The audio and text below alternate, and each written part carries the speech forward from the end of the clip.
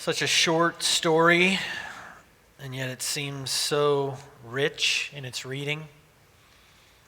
I've spent 3 weeks with this story, every day thinking about it again and again. And I think part of the reason why it resonates, why it still works, why it somehow seems current, is because we fill in the details. Our own story is somehow fit into this story. It's our story. There are these movements, almost like a symphony, these moments in the story, turning points in the life of the two sons, the conflict of it, the struggles, the pride, the fear, the anger, the pettiness, and we all somehow recognize those things in ourselves. And so we fill in the blanks with our memories, our own sense of the story, and it seems full of details that aren't really there, actually. But they are for us. I actually think that this story touches on two of what I think would be the deepest themes that define human longing. Something Jesus is saying we can really only find in God. And this may actually come as like somewhat of a hard word for those of you who have spent your life trying to do things without God, to make it without Him.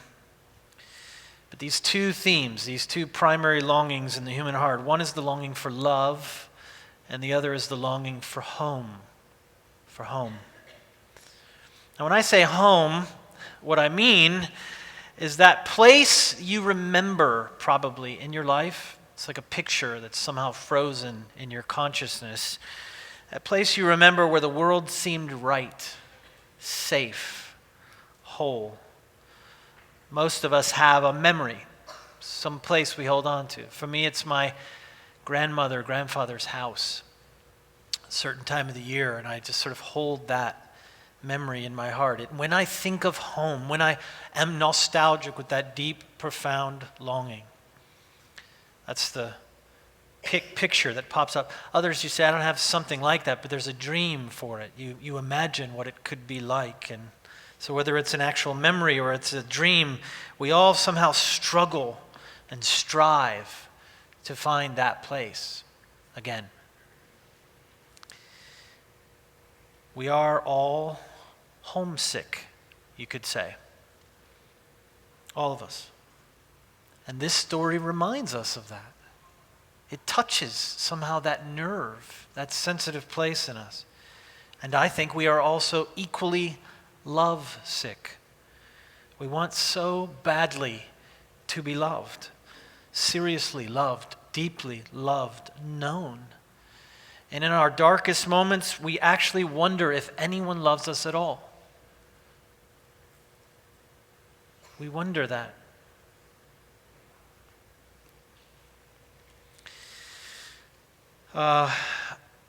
When my boys hit a certain age, I have 4 boys, and when my boys hit a certain age, I want to introduce them to the concept of adulthood, manhood, something like that. And so the way I do that, at least the way I've done it with the first 2, is I take them to a cemetery. And because you're going to die, You're going to die. We're all going to die. And so there's this cemetery I go to. My grandmother is buried there. And what I do is I just have them. So I just did this recently with Luke. Like a few months ago, I did it with Luke. And so I just said, let's take 45 minutes, and I just want you to quietly walk around the cemetery. I have nothing to say to you. I just want you to open your eyes and just be with the dead, so to speak. Just walk around. And read the tombstones and the gravestones and the markers and just see what you see. Come back and observe what you observe. And then we get together, sit down there in the cemetery, and we talk about life and death, and we talk about what it means to face that. You have one life to live, sort of. I have this little talk I give and so on. And this last time we were there, this time I was there with Luke, I couldn't help but notice the folly. This is just my own observation, the folly of trying to sum up a human being's life by a few words on a piece of stone. Just how impossible that actually is. And yet people do it. They try. Maybe it's as simple as, born this day, died this day. And maybe it's a matter of like economics. Some people can't afford too many letters or something on their gravestone. Because you can see the disparity, the economic disparity on stones. That's another thing you can notice at a graveyard. You can notice quite a lot actually about human beings and the way they are and so on. But it occurred to me this last time as I noticed something stood out to me was the word beloved. It might be beloved wife, beloved mother, beloved father. And sometimes on a gravestone, it just says the single word, beloved. And it occurred to me that maybe that's okay. That if there was one word that might be able to sum up the totality of a human life well lived, I suppose it might be that word, beloved. And in one sense, we all are hoping that that is the word that sums up our life, that we are someone who is loved somehow.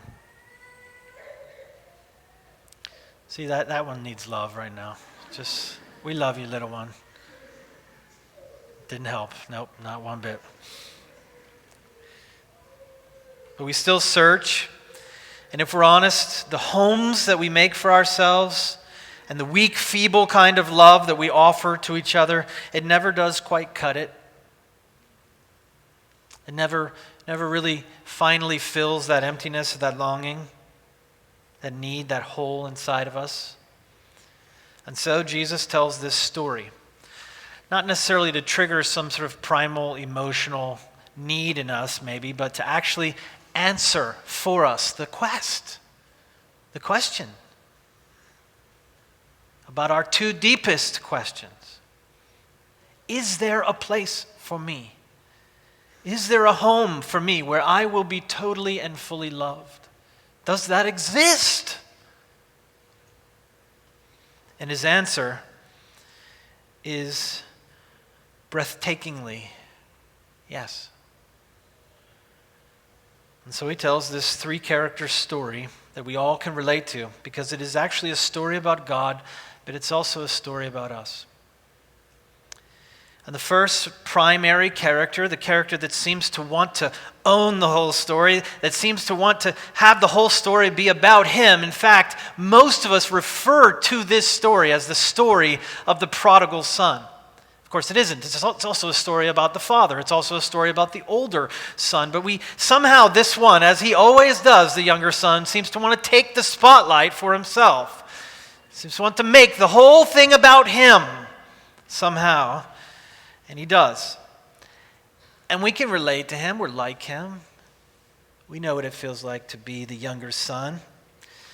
So many crazy little details in the story. He goes and he asks his father for his inheritance. Think about that for a second. If you go to your living father and ask him for his inheritance, what are you saying? Figure it out. What are you saying? I wish you had died already. Why aren't you dead yet? What is taking so long? Can I just have my inheritance now? I'm sick of waiting for you to die. It's not a loving thing to say to your dad, your living father. Honestly, I kind of want to get on with my life. Could you just be dead now? Or just I tell you what, go ahead and give me my inheritance now so that I can be done with you.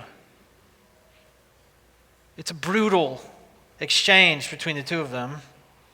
It's full of pride and rebellion.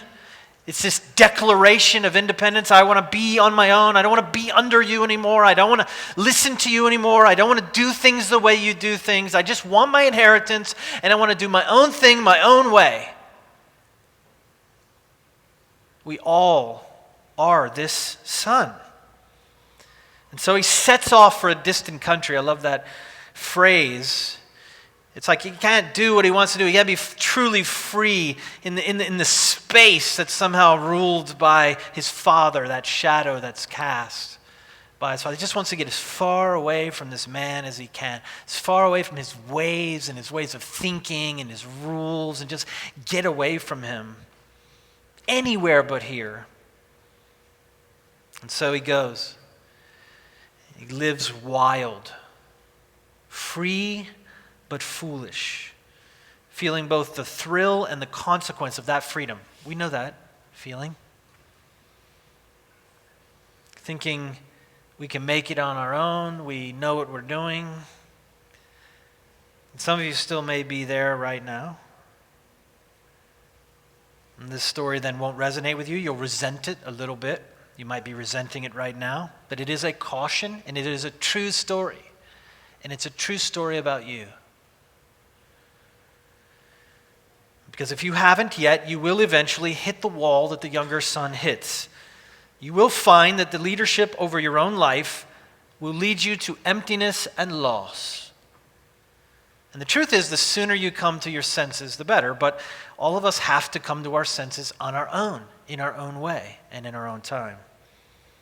And then he remembers. This amazing sort of transition that happens where he remembers home and he turns back. It's an outline we all recognize. We're all the younger son. And when he comes to that point of realizing, man, I was wrong. I am wrong. This hasn't worked. Actually, that moment is what the Bible calls repentance, that sort of religious word, repentance. What it means is to turn around. It means to say, I was wrong and to go the other way. That moment when we realize, I was wrong. When we come to the end of our own power to fix our own lives.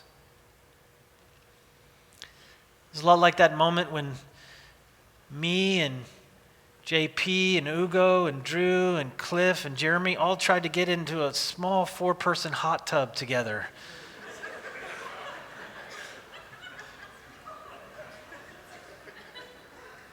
You guys remember that?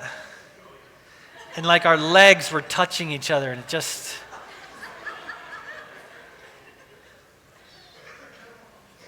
You realize, I was wrong. I was so wrong. For that moment for me, sometimes I sleepwalk. Does anybody sleepwalk? Well, you don't know because you're asleep, maybe.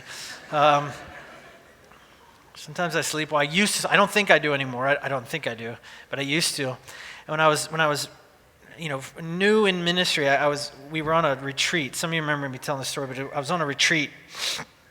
And so they would put us, we were in a hotel, and they would put us, pairs. So I had my colleague, Evan, we were sharing a hotel room. So, hotel rooms have 2 beds. They have two beds, and so we went to sleep. I had my bed, he had his bed. And somehow in the middle of the night, I got in his bed.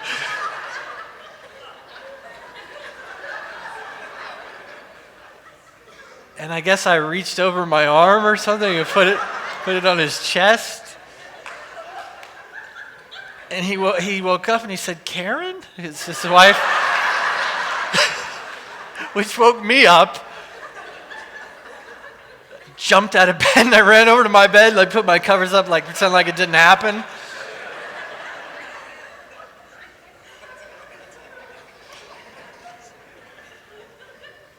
That feeling,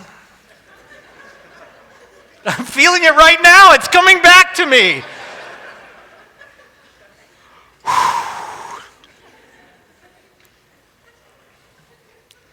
That's obviously not a serious thing, but there are those moments where we realize more serious, more painful. I was wrong. It occurs to me that what the young son remembers actually is home. What he remembers in that moment is home, what it was like to be at home. He remembers what it was like to be a child. Now, this is actually really important I think he remembers what it's like to be a child in both senses of the word. Because when I say child, when we think about childhood, we're thinking about age. I mean, on one level, we're thinking about the kids that just ran off to kids' church. We're thinking about being a child is to be of a young age. And part of it is to remember what it was like to be a child, to be young. But the other thing is to remember what it's like to be someone's child. And that you can feel even though you're old. Later on this afternoon, I'll go to lunch with my mother and my father. And even though I'm 42 years old, I'll sit at the lunch table with them, and I will feel again like a child, like a son. Because by reference to them, when I'm in there, you know what I'm saying? Like when you're with your parents, you're a child again. It reminds you actually that you are someone's child, no matter how old you are. It reminds you in that sense that you are a child again. You're someone's son, someone's daughter. The most peculiar thing happened recently. My sister-in-law, Monica's sister, got married. And the ceremony wasn't religious in any sense because they're not particularly religious, and it just didn't make sense for them to do that. And it actually was very nice, the way it was put together, and we were there, and I enjoyed it. It was beautiful in its own way, and it was authentic, and I really appreciated it. However, my father-in-law, who, the father of the bride, I think they was a little bothered there wasn't more of a sort of a religious thing. Now, he's not particularly religious. He's not particularly spiritual, but it just felt like maybe, I don't know, I can put words in his mouth, but I get the sense that maybe he wished that there was more of a religious element to it somehow. I think he wanted me to say a few words, something I didn't want to do that. And so there came a time for the toast. And he gets up to give a toast, to bless and toast to the bride and the groom. And he gave his toast, and then he said, I have a few more things I want to say, a few words I want to say. And he launched in the most peculiar, strange, and beautiful speech. He said, when I was a young man, he's saying this in his thick Peruvian accent. When I was a young man, I fell in love with Jesus, he said. But, he said, to love Jesus, you must be like a child. And I decided to become a doctor. He's a cardiac surgeon. I decided to become a doctor. And so I could not believe anymore. I could not be a child anymore. I grew up, he said. Science, medicine. But, he said, you must be like a child. You must believe in Jesus. There's this man sort of giving his proselytizing everyone, who he himself says, I can't do it. I had to grow up. And almost saying to his daughter and his new son-in-law, but you don't have to. Don't do what I did. We're all sitting there, and we're just like, honestly, what is going on? We're looking at each other. Monica's looking at me. I'm looking back at her. I'm like, don't look at me. I don't know what's going on. I'm like, is he preaching the gospel? I think he is preaching the gospel. I don't understand. But I like it. I like it. It's almost as if it was like a lament. That's how it felt to me, like a lament. Like almost like he might have been saying, it's too late for me. I grew up, but there's still hope for you.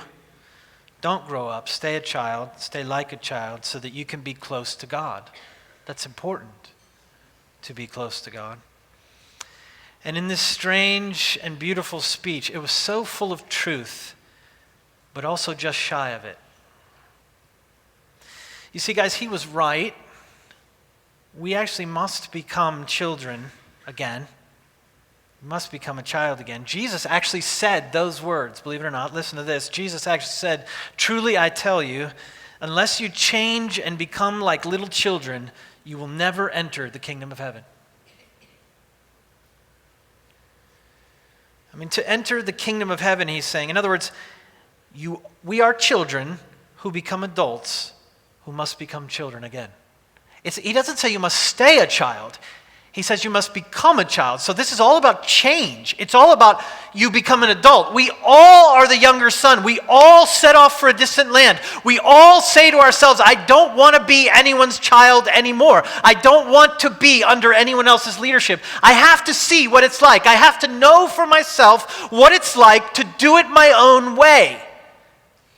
And maybe somewhere deep inside we're crossing our fingers thinking, I'll be the first human being to successfully navigate my life without God. And yet we all come to the same wall. We all hit the same wall. And Jesus is saying, you must become a child. Again, you must come back. Not a drooling, pooping in your pants baby. That's not what he's saying. He's saying a child, someone's child.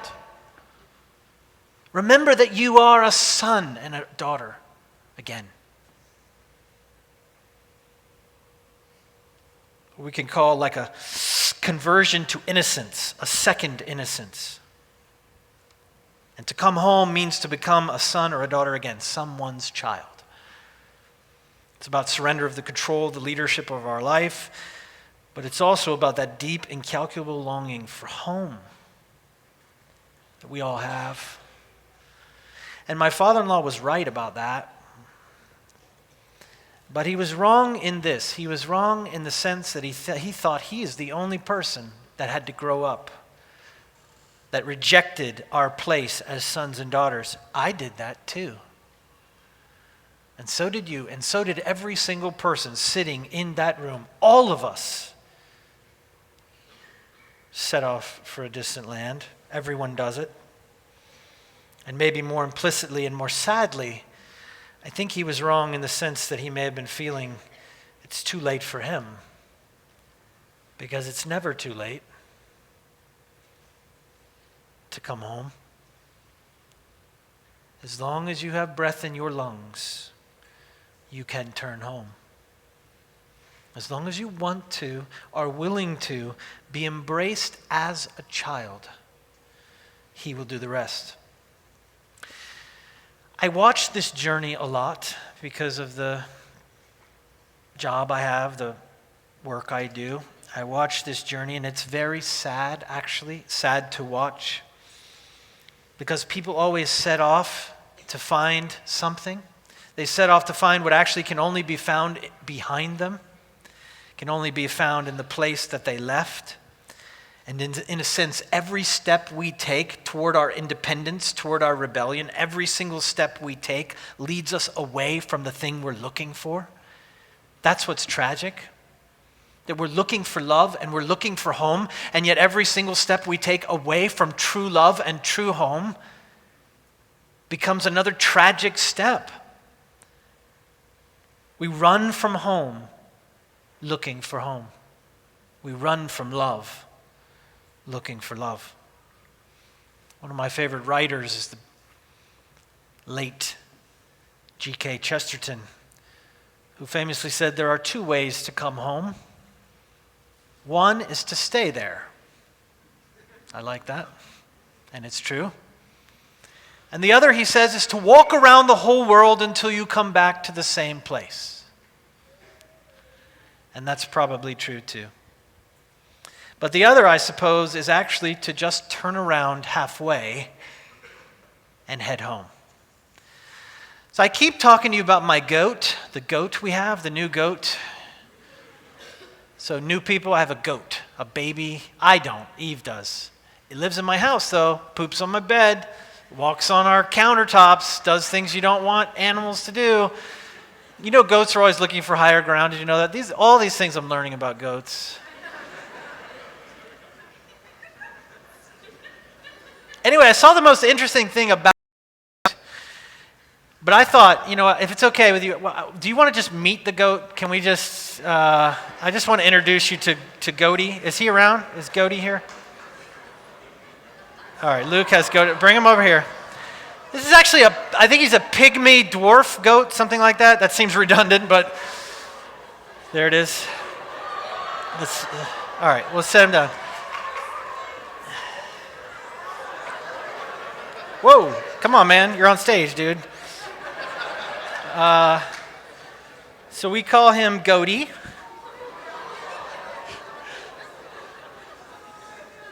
Isn't he awesome? Till he poops, which may happen. Anyway, I'm going to tell you about him. The other day, so I don't know what it was, but I saw him in the kitchen, and the pantry door was open. So where you go? He will jump. It's possible. Hey, Goaty.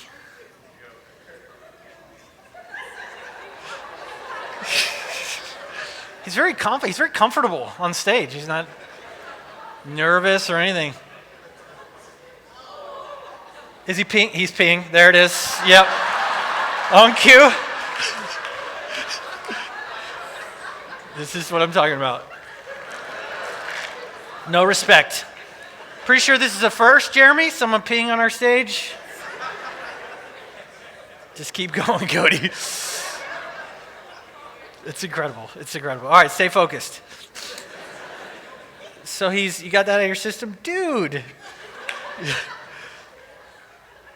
Okay, so their pantry door is open, and he puts his head right in between where the opening of the door is and the inside of the pantry, and he just stands there, completely frozen, standing there. I'm like, why is he standing there? And I came back later, he's still standing there with his head in the corner, like he's been bad or something, and he's just got his head in the corner. He's not laying down, he's standing there with his head in the corner, perfectly frozen, perfectly still. Sometimes, Alyssa, he likes you. Sometime later, this is probably really distracting, isn't it? Should I put Cody down? Are you with me? You still with me? Look at me. Focus on me. Sometime later, he was in my room, and I have this laundry basket, and it's pushed up against the wall. And he did the same thing. He stuck his head like in the corner, and he just stood there for the longest time. Come here, Cody. I'm going to show you his eyes. So I had this idea. Hey.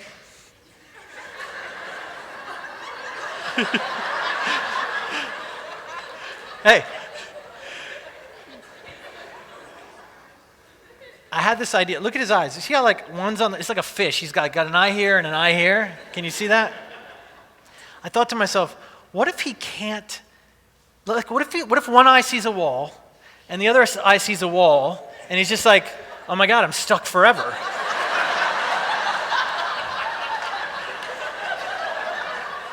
Do you know what I'm saying? Like, what if, Luke, just take Cody home. Take him out of here. Ladies and gentlemen, Cody. Come on, man. So I thought to myself, what if the problem is he doesn't know how to go backwards? Like it's not in his repertoire, his biomechanical repertoire to move back. All he can do is look forward, and his two eyes, they see a wall, and that's it. There's no forward moving, and so here we are, completely stuck. The world is open to him, but it's behind him, and he doesn't know how to do that. He can only move forward. I couldn't help but think that's how we are. We find ourselves in these corners we make when we hit these walls that are created by our own rebellion, our own foolishness, our own pride, our own anger, our own lust. We find ourselves in a corner and we cannot get out. We don't realize that actually the only way out, the only way home is backwards. We struggle with anger and jealousy and fear and insecurity and mistrust. But we disagree with God just the same. The way God runs the world. We hold it against him somehow in our heart. Maybe we don't always act on it, but we feel it. We resent God. Precisely because we always feel like we do the right thing. He goes, it's a gun. And then he goes, everyone, it's a gun. It's a gun, everyone. Everyone. And then he looks at me and he goes, I'm sorry, Dad. Couldn't do it. 10 seconds.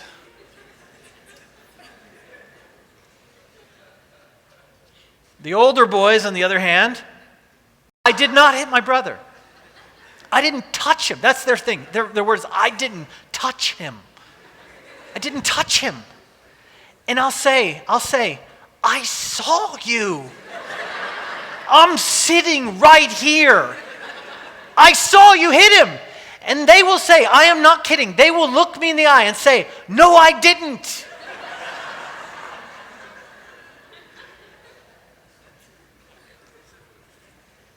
Yes, you did.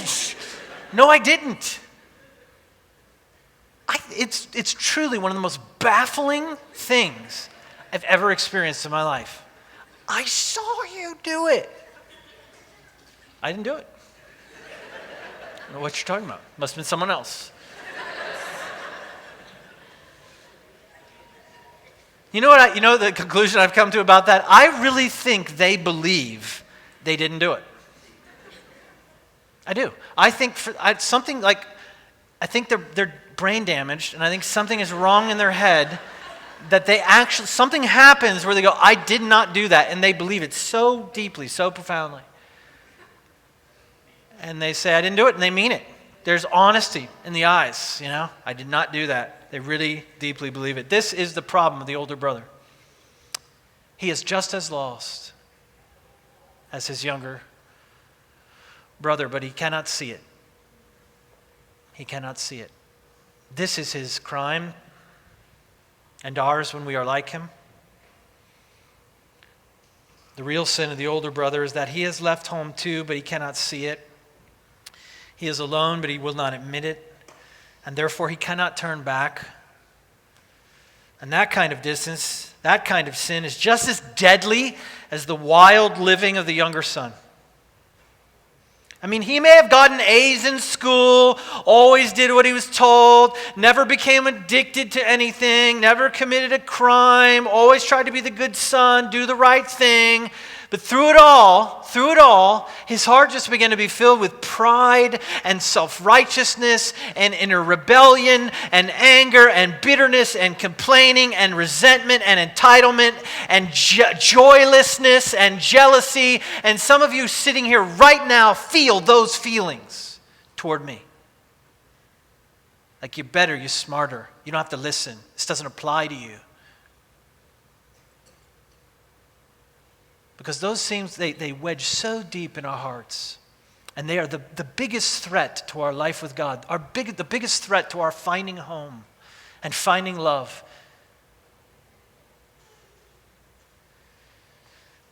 And here's the thing. Here's the thing that blows me away in reading this again and in just being with this text. And this is so important. This self-righteous, prideful dude is also still a son, also still loved by his father. He is far from home too. His father also comes out to him. It says in the text that his father actually went out and pleaded with him to come in. He's just as interested in seeing that son come home too. Truth is, it doesn't matter what your sin is, whether you think you're worse than other people or whether you think you're better than other people. In the end, you're not whole until you've been embraced by God, until you have come home. Listen, this is going to blow our minds here a little bit, but God actually loves religious people and non-religious people. Isn't that crazy? For me, I would just, let's leave the religious people out of it. I know that might sound strange to you, but I like it when Jesus doesn't like religious people. I think, yeah, let's condemn them. That's good. Like that. Sounds good. If there is such a thing as a kingdom of God, a home, whatever, let's not have religious people be there. Let's not have them be in it somehow. And yet the hard truth of this story is even self-righteous people God loves. He wants them at his table. And the story of the elder son is our story too. And then, of course, there is the story of God. And what of this father? This stand-in for God, this man who's supposed to remind us somehow of God. Why does the father let him do it in the first place? Why? If my son came to me and said, I want my inheritance now, what would I say? First of all, I'd be like, I can count it on my hand right now. So it's, what you want your cut? Hold on. $17, Knock yourself out. See what kind of damage you can do with that. So it's probably not a lot in my case, but what would I say? I just don't think I would react this way. I don't think I'd be like, sure, son, absolutely. I'd be like, excuse me? I'm guessing here, I'm spitballing. But so as he comes to me and says, yeah, I want my inheritance, I'd be like, excuse me? Yeah, I want my inheritance. That's not going to happen. In fact, I'll tell you what, I'm going to go down, I'm going to take you out of the will completely. That's what I'm going to do. Since you're going to be like that, how about you get nothing? How's that? That's cool. No, you made your choice. That's fine. I just wouldn't do it this way. Who is this person?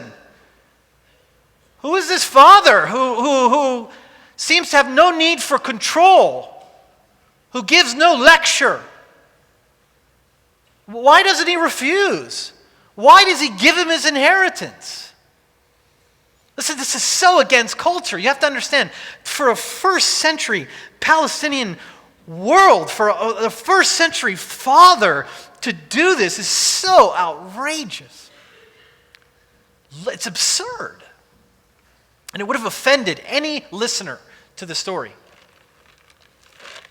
Like the immediate gut feeling that a person has hearing this story is, why would the father do that? That he already failed. The problem they would have immediately is with the father. And yet, this father is not like any first century human man. He is something else. He is something entirely other, something entirely different from a human father. He seems to value more than his own power, more than his own wealth, more than even respect for himself. He seems to value, listen to this, the freedom of his sons. The individuality of his sons. He lets him because he believes in letting his sons make up their own minds. Wise or foolish, son, you choose. You choose your own life, your own destiny, and so does God. Guys, this world we live in is full of prodigals, hurting each other, destroying the things around them. And yes, one day there will be an accounting for that, I'm sure of it. But to be free is not evil. To be free is not evil. But what we do with that freedom itself is the highest good given to us by God. But to be free means we do evil things. We hurt even the one who gave us the freedom in the first place, who lets us keep it. And do not confuse, listen to me, do not confuse the gift of freedom with indifference from God. Just because God gives human beings freedom to do right or wrong, wise or foolish things, does not mean God is indifferent toward those choices. He loves us so much that he makes us free to fail. But always he is waiting. This is the implied image here, the message. Always he is waiting with that strong kind of love that can wait, that doesn't take over, that doesn't try to control or micromanage, that strong kind of love that waits. And always he is poised to rush back into our lives when we're willing only to turn back towards home. I mean, one might imagine God sort of sitting in his house, in his chair, smugly waiting for us to return, smugly waiting for us to admit we were wrong, as if to say, waiting for that moment, admit it, I was right, admit it. I mean, probably our view of God is something more like that. Like maybe God would take us back if we came home. Maybe if we made our proper speech and said, did our bows and said, we're so sorry and please forgive us. And if you could ever have mercy, please, great magistrate of the universe, please have mercy upon me. And maybe he sits and thinks upon it, stroking his beard and wondering to himself, should I let this one through? Should I let this one in and smug it? Well, just that moment where you want to say, at least a human being would want to say, I told you so. And nothing could be farther from the image of this God that Jesus is depicting. He is not sitting in his chair waiting for some sort of apology.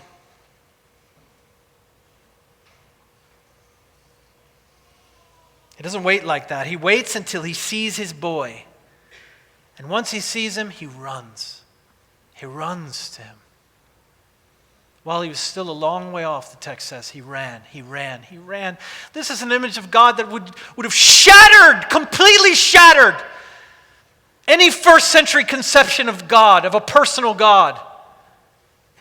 It's still totally radical, totally unheard of. Christians don't even understand this about God. Christians are still full of judgment and law. And yet Jesus is revealing, he's trying to break us free of this notion that God is up there tapping his foot, looking at his watch, wondering when you're going to come around. And when you get there, rolling his eyes at you as if, what a moron you've been. I need to hear you say it. That's how I'd be. That's how you might be. It is not how God is. He runs. He runs to his son, runs to him. And once he arrives, he doesn't even let him finish the speech. What we talked about, he has all the speech all prepared. I'm going to say this to God, and God's going to approve of me, and I'm going to say the proper right words, and God's going to accept me, and so on. He's not even interested in some long declaration about how sorry you are, how wrong you were, how you'll never do it again. He sees in the eyes of his son his shame. He knows he's repentant. He feels, he senses his repentance. He hears it in his voice. He sees it in the act of coming home at all. It's so lowering of himself to admit he was wrong and come back. And that's enough for him. So he embraces him. And he says, quick, as painlessly as possible, come, cover his shame with my coat, forgive his offenses, and embraces him. And he doesn't just give him a job where he can work back his favor, where he can prove that he means it again. He doesn't do that. He puts a ring on his finger again. He restores his inheritance. This is crazy love. It's as if it's all forgotten. He puts him back in the position of true son and heir. God doesn't just receive us, he runs to us. He waits for you and me because he loves us. And listen, guys, listen to me. Especially if you feel far from God, he respects your decisions. God made you free. He gave you that gift. He's not going to take it away from you. You have to choose. And I know some of us don't come home because we've not yet come to that point where we believe we need to. I know that. I know some of you may be in that boat right now.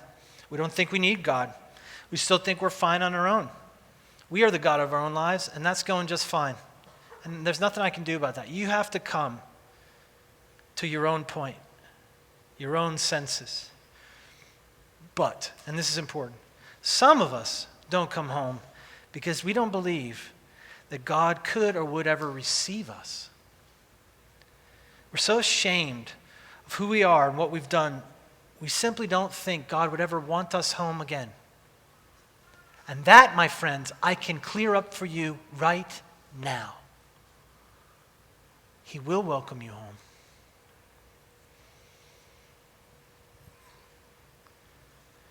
I did a lot of bad things in school, in high school, some of which I've told you about before. I mean, I got in some trouble. I would do some things. We were rambunctious and so on. But I'm pretty sure the worst thing I ever did, or the most criminal thing I ever did, was bribe a teacher. Did I ever tell you about bribing a teacher? Now, you have to understand, in my own defense, which I shouldn't defend myself, but in my own defense, I didn't think it would work. I mean, honestly, who thinks that a teacher will take a bribe? You just don't, it doesn't occur to you when you're 16 that this is going to work, you know. And yet, wow. So I think maybe 10th grade, something like that, me and this other kid, the surfer kid, we never did our work or anything. And always behind, always getting bad grades and so on. And then we got in trouble a lot. He once gave me 17 detentions in one class period. He was just handing them out. It was like that scene from The Breakfast Club. It really was like that scene from The Breakfast Club. Do you want another? Yes, I do. Okay, there you go. Do you want another? Please. There you go. How about one more? Let's do it. One more. He gave me one more. 2 months, Bender. I got you. You're mine. Breakfast Club reference. So we had this sort of adversarial relationship with him. I was doing bad in the class, whatever. So we go up, class is over, the two of us, we go up front. We're trying to talk to him. His name is Mr. Miller. I probably shouldn't say that because I'm incriminating him. We'll call him Mr. Miller. That wasn't really his name, but we'll call him that. It's a pseudonym. Any law enforcement officers right now, you're off duty. You're off duty. So anyway, we're up there talking to him, and we just say, Mr. Miller, we're not bad kids. I remember saying those exact words. We're not bad kids. We're good kids. And he said, oh, I know you are. I said, it's just, we're trying to get our lives together, do the right thing, whatever. And I don't know why, but we told him we were taking a class called Power Mechanics. It was like a class for kids that didn't like school, like we worked on engines. That's what we did. So we like lawnmower engines. And he said, oh, really? That's interesting. And what do you do? I said, well, we like repair, pull apart lawnmowers and put them back together again. He said, oh, I need a lawnmower. He said, I need a lawnmower. I could really use a lawnmower. And we looked at each other. And we looked at him and we said, Mr. Miller, we could get you a lawnmower. And he said, word for word, he said, boys, you would do that for me? You would get me a lawnmower? We said, Mr. Miller, yes.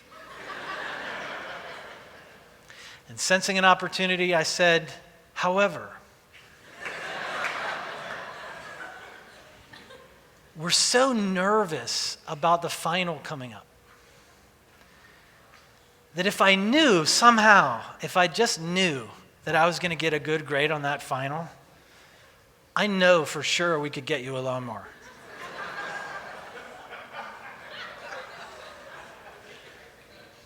And he says,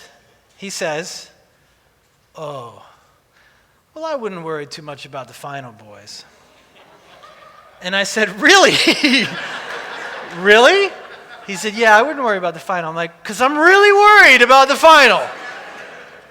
He said, don't worry about the final. You get me a lawnmower and I wouldn't worry about the final. So we said, what? So we had to know. We just had to know if it was true, if it was real. So we made him a lawnmower, put it together with parts and made it up. And on the final day of school, when we were going to take our final exam, we just had to know. So I looked at this guy and I said, pick a letter. So he said C. And I picked B. And it was a Scantron. You remember those where you fill in the little bubbles? And so I went B all the way down, and he went C all the way down. You just had to know. You couldn't like try to take the test and see what happened. C and B. We both got B's on the exam.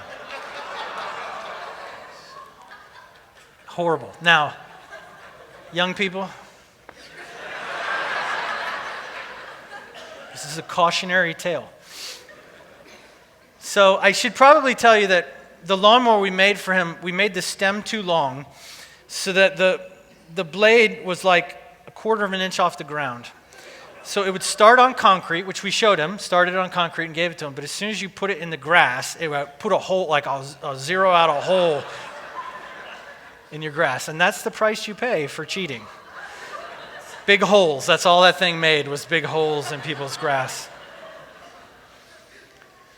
It's funny. I tell that story because it is crazy and it is funny. But years later, I mean, even almost immediately, when I saw that grade, I remember feeling guilt. I remember it hit me that my prankish sort of clowning thing had become something else. That it had escalated into something quite illegal, actually. Quite wrong ethically. Something that could potentially erode, I don't know, the moral fiber of the education system itself. I was party to something truly wrong, and I felt it. But there was nothing I could do. I felt trapped. Even though I could feel remorse for the thing that I had done, even though I could feel that it was wrong, even though I could want, in a sense, to turn back and to make it right, would they receive me? I'm pretty sure that if I would have walked in and just repented to the principal and so on, there would have been consequences, and I wasn't ready for those consequences. There's that line when he was still a long way off, something about the distance, the time that represents when we feel real guilt, this huge gulf between us. We might want to come home, we might be well and truly sorry, but will God actually receive us? That's what we wonder. The journey is actually too far to get home. So we know we cannot save ourselves. We can come to our senses, we can repent, we can turn back, but it's too far for us to travel. We don't deserve to make the trip anyway. And Jesus uncovers a stunning, almost unbelievable thing about God. He longs for you too. He's not reluctant for you to come home. He wants you to come home. Which leads us finally to the way home itself, the story of Jesus. And this is the last or the final thing I want to say. You see, guys, the distance, the journey home is too far for us. Wanting it, being sorry, actually can't save us. It can't redeem us. It's a start. It turns us in the right direction. But God must come and get us. There must be a way that He makes for us to come back to Him. And this is the thing that Jesus teaches. For those of you that are not familiar with the teaching of Jesus, let me break it down for you. There is only one way back to God. And that way is the person telling the story. And now, see, they won't realize it yet, but we do, because we have history in retrospective, especially on this weekend, this Easter weekend, where we think about the death, Good Friday, and the resurrection, Easter Sunday of Jesus. We remember His death, His burial, and His miraculous return from the grave. How do we get home again? And this is important for us. I mean, if I wanted to, how would I find my way back to the embrace of God? And some of you are even asking that question right now. If I wanted to, how would I find my way back to the embrace of God again? You know, Jesus actually once said, He said of Himself, I am the way. No one comes to the Father except through me. I am the way, He said. No one comes to the Father except through me. He might as well have said, He could have easily said, I am the only way back home. No one comes home except through me. And He is embodied in each story told here. He is the Father. He is the one. He is one with the Father, and He is the one, the living presence of God in the flesh, loving us, running to embrace us, forgiving us, restoring us, loving us with that strong kind of love that waits, but that also pursues. He is the Father in the story. He is also the elder brother. He is the true elder son, faithful for us, who does not remain outside the celebration. And the Father, when He says to him these amazing words, He says to him, all I have is yours, and I have always been with you. This is the truth about Jesus. He is always close to the Father. He has never strayed, and He's always kept His heart full of grace for us. He is the true older brother. And Jesus is the true prodigal. He becomes lost for us. You don't know me. I'm Brian, by the way. What's up? You don't know most of the people in this room. But we've been praying for you. We've been praying for you all week. We've been praying that you would hear the voice of God calling you. Come home. And in this life, and in the one to come, to hear Him call you, come home. Guys, one day all of us will die. Just as Jesus died, we will die.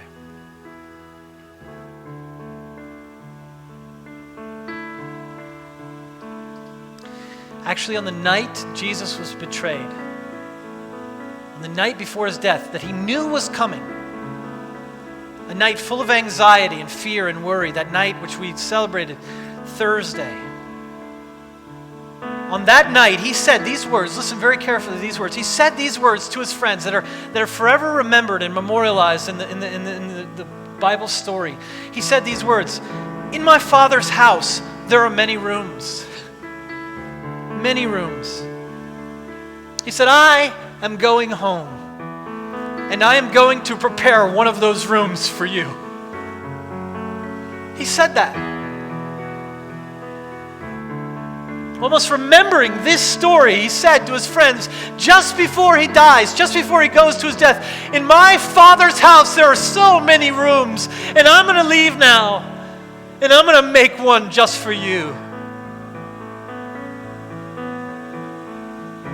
After studying that moment, this sort of final moment in the life of Jesus for 35 years, that moment just before his death, which he knew was coming, the French scholar, Bible scholar, Pierre Benoit, came to believe, he came to this deep conviction that the Father spoke to his Son Jesus as he hung, nailed, and naked on that cross, willingly hanging there. He came to believe that he said these words to him, words that we find in the book of Song of Songs, chapter 2. He believed deeply that the Father spoke to the Son these words as he hung on the cross. Come now, my love, my lovely one, come.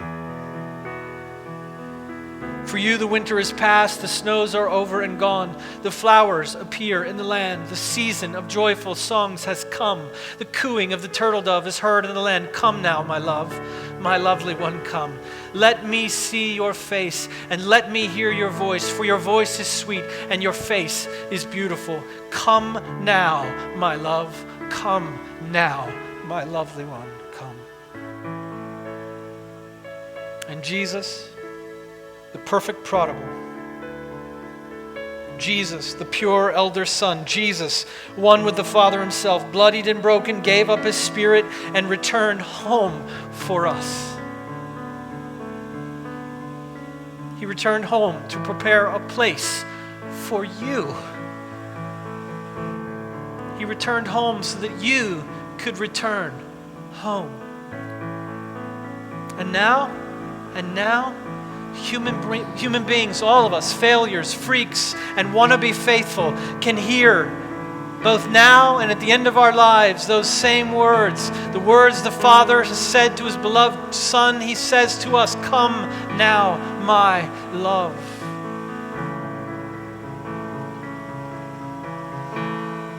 I'm so moved by the story of Brennan Manning tells of Brennan Manning, that recovering alcoholic, author, sometime priest, ragamuffin. He tells a story about living in New Orleans and being able to frequently visit one of the only leper colony left in the United States, which is just outside of Baton Rouge. And he writes about a woman that he used to visit there, a woman named Yolanda, a Mexican-American woman. So beautiful, he said, stunningly beautiful, who had contracted leprosy, and it ravaged her. This is what he writes. He said, on one occasion, as I was coming up to the front steps, a nurse came running toward me and said, Brennan, can you come quick and pray with Yolanda? She's dying, Brennan. I always carry the oils with me to anoint any who desire it, and so I went up to Yolanda's room on the second floor, and I sat on the edge of the bed. Yolanda is a woman 37 years old. 5 years ago, before the leprosy began to ravage her, she must have been one of the most stunningly beautiful creatures that God had ever made. I do not mean just cute, pretty, or even an attractive woman. I mean the kind of blinding physical beauty that causes men and women on the street to stop and stare. In pictures, Yolanda had the largest, most mesmerizing, most translucent brown eyes I've ever seen, set in this exquisitely chiseled face, with high cheekbones, long brown hair. But that was then.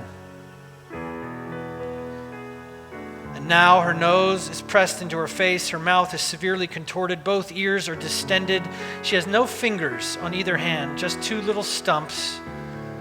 One of the effects of leprosy is losing all sensitivity in your extremities, in your toes and your fingers. A leper can rest their hand on a burning hot stove and feel absolutely nothing. This often leads to gangrene and eventually demands amputation. Yolanda just had those two little stumps. 2 years earlier, her husband had divorced her because of the social stigma attached to leprosy. He'd forbidden their two sons, boys 14 and 16, from ever visiting their mother. The father was an alcoholic, complete with frequent violent mood swings. The boys were terrified of him, so they dutifully obeyed. As a result, Yolanda was dying, an abandoned, forsaken woman. And I anointed Yolanda with oil and prayed with her. But He turned around to put the top back on the bottle of oil, and the room was filled with a brilliant light. He writes, it had been raining when I came in. I didn't even look up, but I just said, thanks, Father, thanks, Abba, for the sunshine. I bet that'll cheer her up. And as I turned to look at Yolanda, he says, if I live to be 300 years old, I'll never be able to find the words to describe what I saw. Her face was like a sunburst over the mountains, like 1,000 sunbeams streaming out of her face, literally so brilliant I had to shield my eyes. I said, Yolanda, you appear so very happy. And with her accent, she said, oh, I am so happy. And then I asked her, will you tell me why you're so happy? And she said, yes. The Father of Jesus just told me that He would take me home today. I vividly remember the hot tears that began rolling down my cheeks after a lengthy pause. I asked what the Father of Jesus had said to her, and this is what she said to me in return. Come now, my love, my lovely one, come. For you the winter has passed and the snows are over and gone. The flowers appear in the land. The season of joyful songs has come. The cooing of the turtle dove is heard in the land. Come now, my love, my Yolanda, come. And let me see your face and let me hear your voice, for your voice is sweet and your face is beautiful. Come now, my love, my lovely one, come. And only hours later, her little leprous body, he writes, was swept into the furious love of the Father. And later that same day, I learned from the staff that Yolanda was illiterate. She had never read the Bible in her life.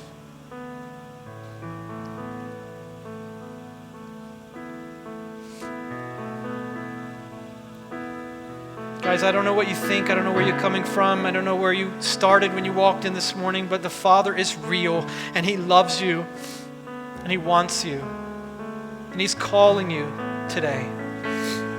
Will you bow your heads just in a moment of reverence? I just want to give you one moment with the living God, who is here actually, whispering, moving between us.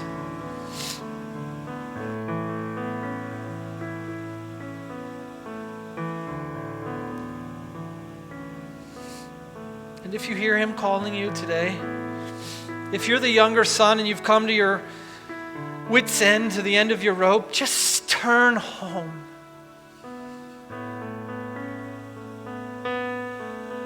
And if you're the older son and you're just full of anger and bitterness, and pride, come in, come home.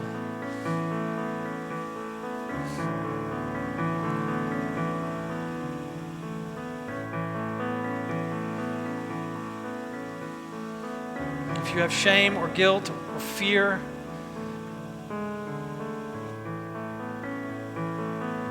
let Him take it from you today. Every week, those of us that gather here, we come to this table. For us, this is a sacred thing. We remember the night that He was betrayed, when He actually took bread, not unlike this, and He broke it. And He said, this is my body broken for you. And He asked them to eat it, to remember Him. And those of us that have come home, we always come back to this table. And every week we gather, we come and we take some bread to remember that His body was broken for us. That actually our way home is over His broken body. And we thank Him for it. And somehow it renews us, it fills us. He said in the same way, He also took the cup that night, and having poured it, He said, this is like a new promise, a new covenant, which is sealed by my blood. And so this cup is like my blood. Drink it to remember me. Here's the thing, I don't know where you're at. I don't know where you're coming from. I don't know what's going on in your heart or your life. But I know this. The God who made you, who created you, is your only true home. The thing you're looking for, love, wholeness, acceptance, can only be found in his embrace, but you must humble yourself. You have to decide, all you have to decide is to be humble enough, a child enough, to say, I want to be your son, your daughter again. And you come home and he will meet you. He will come running to you. Right now, as you bow your heads, we're going to come forward in a minute, those of us that want to. But Lord, right now I pray, if there's somebody in this room that wants to come home, that right now you will let them do that. That in their own heart and their own mind's eye, they can just see themselves rising and moving toward you. And Lord, you'll take them, you'll receive them, you'll embrace them. Guys, if you're within the sound of my voice and you want that embrace, you want to run to him. You're afraid, you're not sure he'll take you, but you want to move toward home, set your heart toward him. You want to say, yes, thank you, Jesus, for doing that for me, for dying for me, for giving your body, your blood, so that I could come home. That's all you have to do. This gift is waiting for you.